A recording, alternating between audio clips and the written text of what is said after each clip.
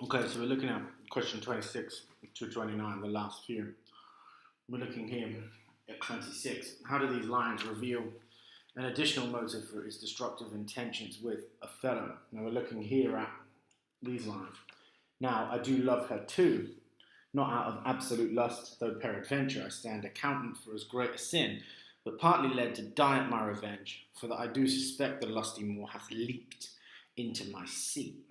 Now, there's a number of different things going on here that obviously one of the things that he expresses first of all that he is attracted to Desdemona. Now, I do love her too. Many critics have read this as a kind of a lie, basically, that he's telling to Rodrigo just to seem like he is one of the guys, one of the lads, and that it's not genuine, because he says, not out of absolute lust, though peradventure I stand accountant for as great a sin. Though it's not out of lust, and this is where it becomes more accurate. Though possibly I, am guilty of or can be accused of as great a sin. I can be guilty of lusting over her. This is this kind of attempt to display this sort of sense of heterosexual machismo. But partly led to die at my revenge, to feed my revenge again. Think about the fact that he uses the language of appetite to feed his revenge, when he's consistently using that language to talk about desire. So his desire is revenge rather than sexual. For that I do suspect the lusty Moor hath lifted him to my seat. He thinks, supposedly, that Othello has slept with Emilia, his wife. Again, this is something that critics speculate about, and many of them think it's another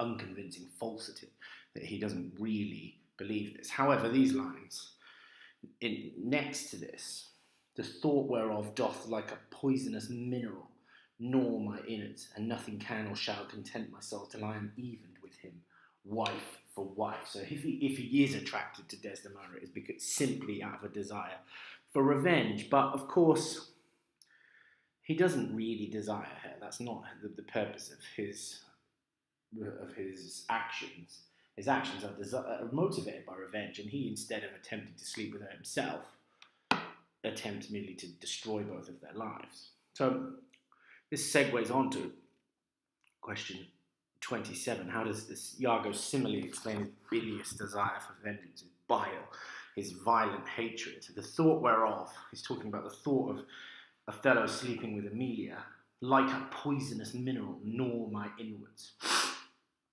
So this poison that the thought of Othello sleeping with his wife is like a poison that destroys him from the inside out, and that he can experience no sense of contentment until he is evened with him wife for wife.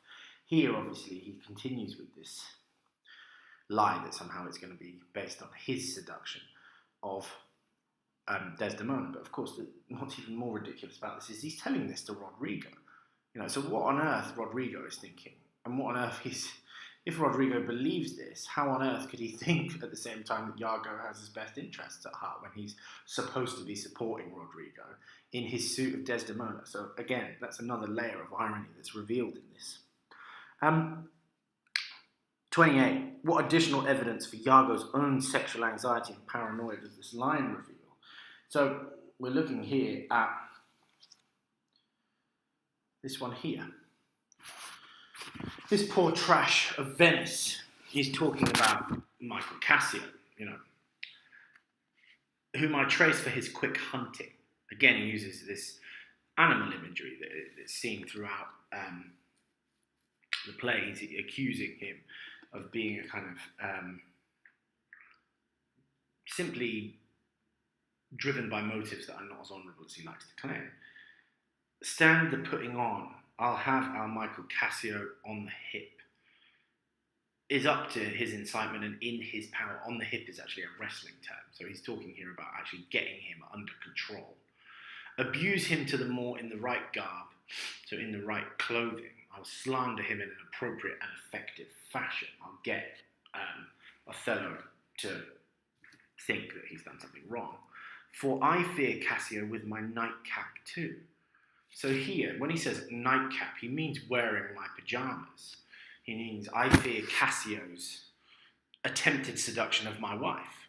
So again, this, whether we believe this story, is this just another attempt to convince Rodrigo that he has justifiable reasons for his hatred of Cassio and his hatred of Othello, is another question. But again, I think there is a sense of, I don't know, perhaps sexual paranoia in these lines that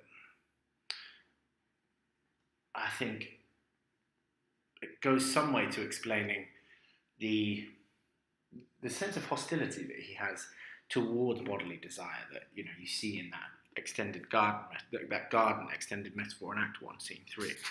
Now, last question. How does this metaphor give Iago's plotting a creative and imaginative quality? So we're talking about here 302 to 303, these final lines. "'Tis here, but yet confused. Knavery's plain face is never seen till used." And these lines, if you paraphrase them in modern parlance, in modern English, it says, I'm not stopping until Iago is mad. 'Tis here, but yet confused.